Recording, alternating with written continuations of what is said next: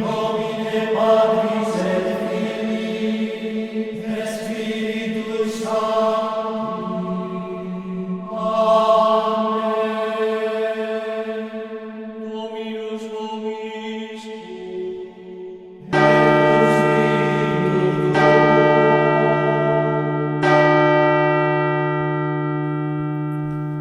పిత పుత్ర పవిత్ర ఆత్మనామమున ఆమేన్.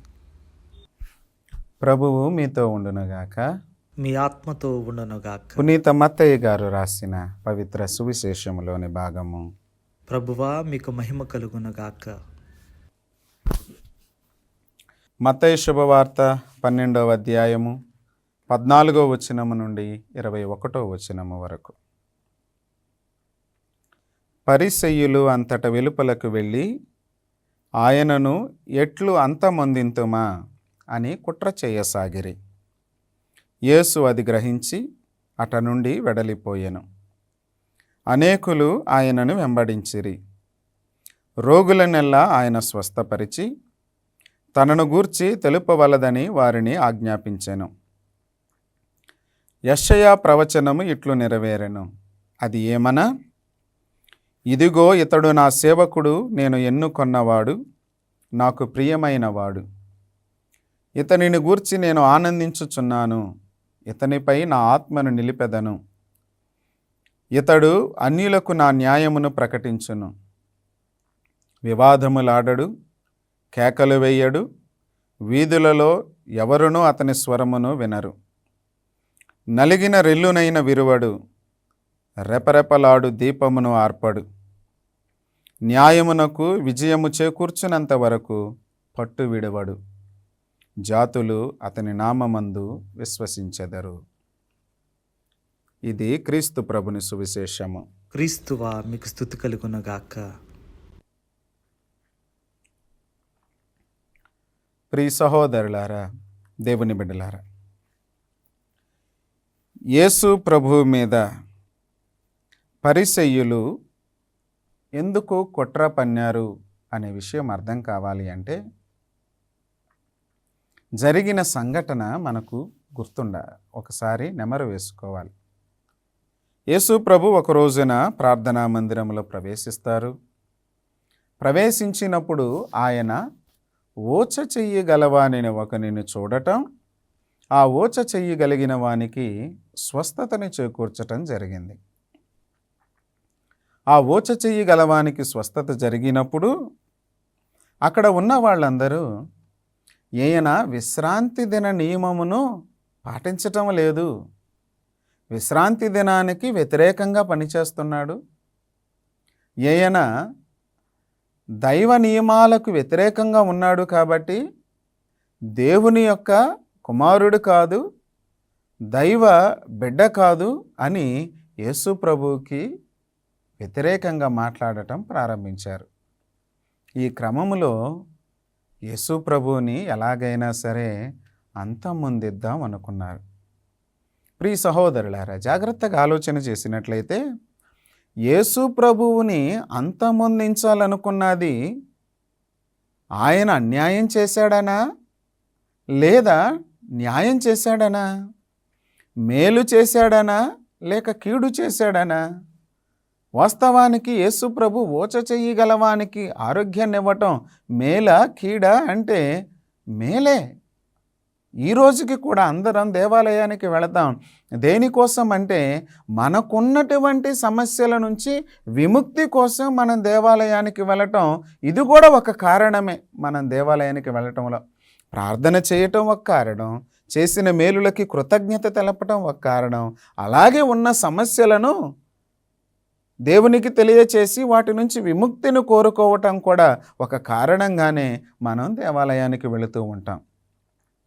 ఆ వ్యక్తి అనారోగ్యముతో దేవాలయానికి వచ్చినప్పుడు, దేవుడు ఆ వ్యక్తిని స్వస్థపరిచినప్పుడు చూసిన వాళ్ళందరూ, మరి ముఖ్యంగా అధికారులు, ఈయనను ఎలా అంతమొందిద్దాం, ఎలాగ ఈయనను చంపివేద్దాం అని ప్రణాళికలు వేస్తూ ఉన్నారు.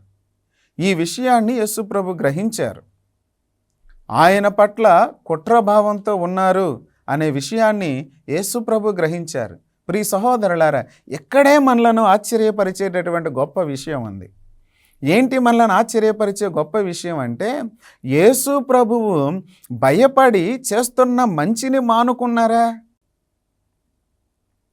మనుషులైతే ఏం చేస్తారు? నువ్వు ఈ పని చేస్తే నిన్ను చంపేస్తామంటే ఎందుకు వచ్చిన బాధ అని మనం ఆ పని చేయటం మానేస్తాం. ఇక అక్కడితో మన యొక్క ఆలోచనను విరమించుకుంటూ మన ప్రాణం ఎలా కాపాడుకోవాలా అని మనం ఆలోచన చేస్తాం. ప్రియ సహోదరులారా, కానీ యేసుప్రభు అలా చేయలా. యేసుప్రభు ఏం చేశారు? తన ప్రాణాన్ని కాపాడుకోవటానికే ప్రాకులాడారా అంటే తన ప్రాణం కోసం కాదు, తన తండ్రి చెప్పినటువంటి పనిని నెరవేర్చడానికి యేసుప్రభు ముందడుగులు వేశారు. అందుకే యేసుప్రభు ఏం చేస్తూ ఉన్నారు? ఆయన మంచి చేసినందుకు అంతమొందించాలన్నారు కాబట్టి ఇక మంచి చేయకూడదు అనుకోలా, ఆ మంచిని చేస్తూనే ముందుకు వెళ్ళారు. అందుకే మన వాక్యంలో ఈ మాటలను చదువుతూ ఉన్నాం.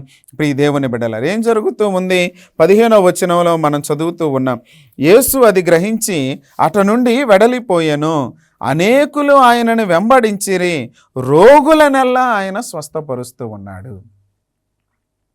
అక్కడ నుంచి ఆయన వీళ్ళు అంతమొందించాలనుకుంటున్నారని వెళ్ళిపోయే క్రమంలో అనేక మంది ఈయన వెనకాల వెళ్ళారు. వెళుతున్నటువంటి వీళ్ళని చూసినప్పుడు యేసుప్రభు కనికరపడి రోగులనెల్లా స్వస్థపరుస్తూ ఉన్నారు. ఆయన తలపెట్టిన కార్యం, ప్రారంభించిన కార్యం, ఆయనకు నిందన తెచ్చినటువంటి మంచి కార్యాన్ని యేసుప్రభు విరమించుకోలా. ఆయన చేస్తూ ముందుకి కొనసాగుతూ ఉన్నారు. ప్రియ సహోదరులారా, ఆ తర్వాత ప్రభు అంటారు కదా, ఈ విషయాన్ని మీరెవరితో చెప్పకండి. వేదాంతపరంగా దీనిని మనం మెస్సయ్య రహస్యం అంటాం, మెస్సయానిక్ సీక్రెట్ అని చెబుతూ ఉంటాం. యేసు ప్రభు ఈ విషయాన్ని చెబుతున్నారు. ఒక అద్భుతకారుడిగా కాదు నేను ప్రపంచానికి పరిచయం కావాల్సింది, లేదా ఏదో ఆ మహత్తర కార్యాలు చేసే వ్యక్తిగా కాదు అందరూ నన్ను గుర్తించాల్సింది. పవిత్ర గ్రంథం బోధిస్తూ ఉన్నట్లుగా నేను ఎత్తబడినప్పుడు అందరినీ నా యొద్దకు ఆకర్షిస్తాను. ఇది దేవుడు చెప్పిన మాట. అందరినీ నేను ఎప్పుడు ఆకర్షిస్తాను అంటే, నేను ఎత్తబడినప్పుడు, భూమికి ఆకాశానికి మధ్య నేను వేలాడినప్పుడు అందరినీ నా యొద్దకు నేను ఆకర్షిస్తాను. అప్పుడు నా దగ్గరికి ప్రజలు రావాలి, ఆ త్యాగాన్ని చూడాలి, కానీ నేను చేసిన మహత్తర కార్యాలను కాదు అన్నట్లుగా యేసు ప్రభు అక్కడకు వచ్చినటువంటి రోగులను, మరి ముఖ్యంగా స్వస్థత పొందిన ప్రతి ఒక్కరిని యేసు ప్రభు ఏమని చెబుతున్నారంటే, తనను గూర్చి ఎవరికి తెలపవలదని యేసు ప్రభు ఆజ్ఞాపించారు. ప్రియ సహోదరులారా, దేవుని యొక్క ప్రేమ అది. దేవుని యొక్క ప్రేమ ఏంటి? దేవుని ప్రేమ మన వాక్యంలో చదువుతున్నాం కదా. యెషయా ప్రవక్త గ్రంథం ఈ విధంగా బోధిస్తూ ఉంది 18వ వచనంలో, ఇదిగో ఇతడు నా సేవకుడు, నేను ఎన్నుకొన్నవాడు, నాకు ప్రియమైన వాడు, ఇతనిని గూర్చి నేను ఆనందించుచున్నాను, ఇతనిపై నా ఆత్మను నిలిపెదను, ఇతడు అన్యులకు నా న్యాయమును ప్రకటించును. దేవుడంటే ఎవరో తెలియనటువంటి వారికి న్యాయమైనటువంటి దేవుడెవరో తెలియచేస్తారు. ప్రియ సహోదరులారా, ఇది యేసు ప్రభు యొక్క కర్తవ్యము కూడా, ఆయన పని. ఆయన ఎలా ఈ దేవుని యొక్క ప్రేమను తెలియచేస్తారు? ఎలాగో తర్వాత మాటలో చదువుతూ ఉన్నాం. వివాదములాడడు. మొదటి గుణం యేసు ప్రభువులో ఉన్నటువంటి గుణం, వివాదములాడడు. యేసు ప్రభు తాను జీవించిన కాలములో, మనిషిగా ఈ లోకములో సంచరించిన కాలములో ఏ వివాదానికి యేసు ప్రభు కారణం కాల. యేసు ప్రభు మాట తీరు కానీ, యేసు ప్రభు ప్రవర్తన తీరు కానీ, యేసు ప్రభు ఆలోచన తీరు కానీ ఎలాంటి వివాదాలను సమాజంలో రేకెత్తించల. ఆయన ఎప్పుడు శాంతిని కోరుకున్నటువంటి వ్యక్తి, సామరస్యాన్ని కోరుకున్నటువంటి వ్యక్తి, సంతోషాన్ని కోరుకున్నటువంటి వ్యక్తి. కాబట్టి యేసు ప్రభు మేలుని చేస్తూనే వెళ్ళారు, సమాజంలో శాంతిని నెలకొల్పుతూనే వెళ్ళారు, కానీ ఆయన వివాదాలను ఎక్కడ తీసుకురాలేదు. రెండవ గుణంగా అంటారు కదా, ఆయన కేకల వేయుడు, తన గురించి గొప్పగా చెప్పుకోడు. నేను ముఖ్యమైనటువంటి వ్యక్తిని, నన్ను అనుసరించండి అని ఆయన అనేక మందికి తెలిసే విధంగా అరవడు, కేకలు వేయడు. మూడవ గుణంగా వింటాం కదా, ఎవరును అతని స్వరమును వినరు. అనగా ప్రియ సహోదరులారా, అనవసరమైన చోట్ల ఆయన అనవసరమైన సంభాషణ చెయ్యరు. ఇది దైవ గుణాలు. కాబట్టి మనం చదువుతూ ఉన్నాం కదా, ఇది ఎవరి ఆత్మ కలిగి ఉంటే ఎలా ఉంటారు? దేవుని ఆత్మను కలిగి ఉంటే ఉంటాయి. ఇవన్నీ ఎందుకు యేసు ప్రభు కలిగి ఉన్నారు అంటే, ఆయన మనుషులము తన బిడ్డలమైన మన మీద ఉన్నటువంటి ప్రేమ చేత యేసు ప్రభు ఎలాంటి గుణాలను కలిగి ఉన్నారు. ప్రియ సహోదరులారా, అదే ప్రభువు యొక్క గుణాలను మరలా ఇంకొంచెం ముందుకు వెళ్ళి చెబుతుంది కదా వాక్యం. ఏమని అంటే 20వ వచనంలో, నలిగిన రెల్లునైనను విరవడు. రెల్లు చాలా బలహీనమైనది, ఇది నలిగిపోయింది కదా, దీనివల్ల ఎలాంటి లాభం లేదు కదా, దీనివల్ల ఎలాంటి ప్రయోజనం లేదు కదా అని, ఆ నలిగిన రెల్లు కదా అని దానిని విరవడు అట, దాన్ని బాగు చేస్తాడు. ఆ తర్వాత మాట చెప్పబడుతూ ఉంది, ఆయన రెపరెపలాడుచున్న దీపమును ఆర్పడు. ఆరిపోవటానికి సిద్ధంగా ఉన్నటువంటి దీపము, అటు ఇటు కొట్టుమిట్టాడుతున్నటువంటి దీపము, అలాంటి దీపాన్ని ఆయన ఆర్పడు. ఏం చేస్తాడు అంటే, ఆయన మరలా దానిని తేజోవంతంగా మరలా ఆయన పునరుద్ధరిస్తాడు. ఇది యేసు ప్రభు చేసేటటువంటి క్రియ. కాబట్టి ప్రియ సహోదరి సహోదరులారా, మనం గ్రహించాల్సిన విషయం, ఇవన్నీ ఎందుకు చేస్తున్నారు? దేవుడికి మన మీద ఉన్నటువంటి అపారమైన ప్రేమ వలన మాత్రమే. తన ప్రాణాన్ని సహితము కూడా పణంగా పెట్టి తన బిడ్డలమైన మనము ఎలాంటి సమస్యలలో మనం ఇరుక్కొని ఉండకుండా ఉండాలని, ఎలాంటి నిరుత్సాహానికి మనం లోను కాకుండా ఉండాలని, మనలను ఉన్నతులుగా తీర్చిదిద్దటానికే యేసు ప్రభు ఈ కార్యాలన్నీ చేస్తూ ఉన్నారు. ప్రియ సహోదరి సహోదరు, ఇవి దైవ గుణాలు.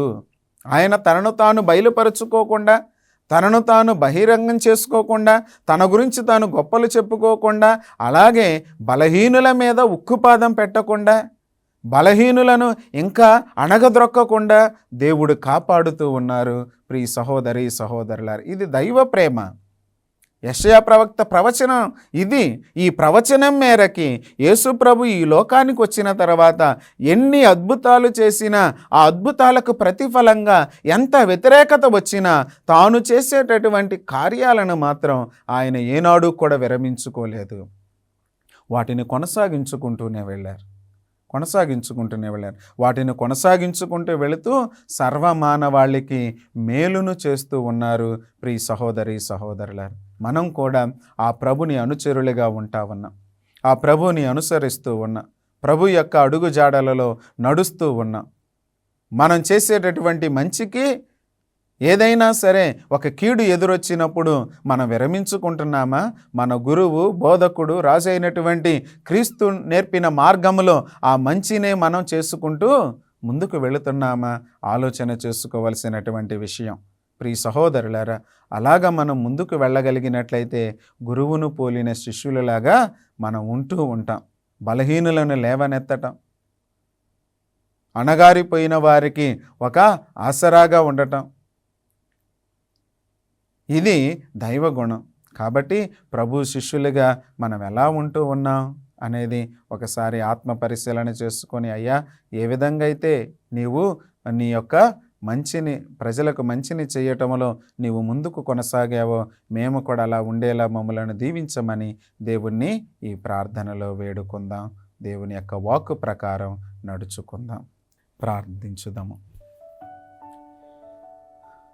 ఓ సర్వేశ్వర, నేటి వాక్యము ద్వారా మీరు మాతో మాట్లాడుతున్నారు. ఎప్పుడు మంచిని చేయటములో వెనుకడుగు వేయొద్దు అంటున్నారు. ఏ సమస్యలు వచ్చినా సరే నీ యొక్క కార్యాలను విరమించుకోవద్దు అంటున్నారు. ప్రభువా, మేము నీ బిడ్డలము అని తెలియపరిచే ఏకైక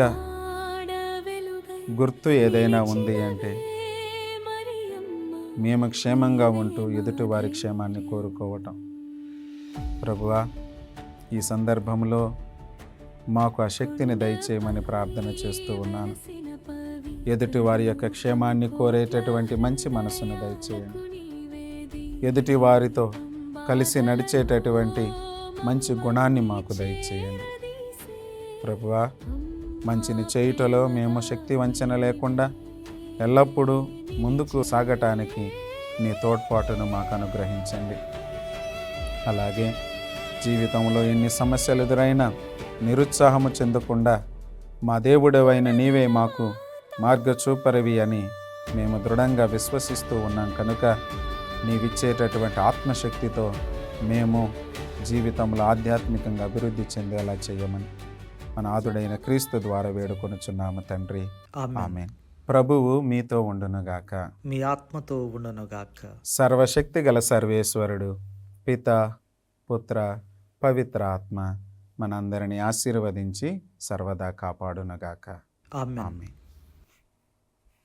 గుణదల మాత మా ఆశ్రయం, కరుణామయీ నీవే మా జీవనం, విజయవాడ వెలుగై నిలిచినవే మరియమ్మ, నీవే మా ధైర్యం.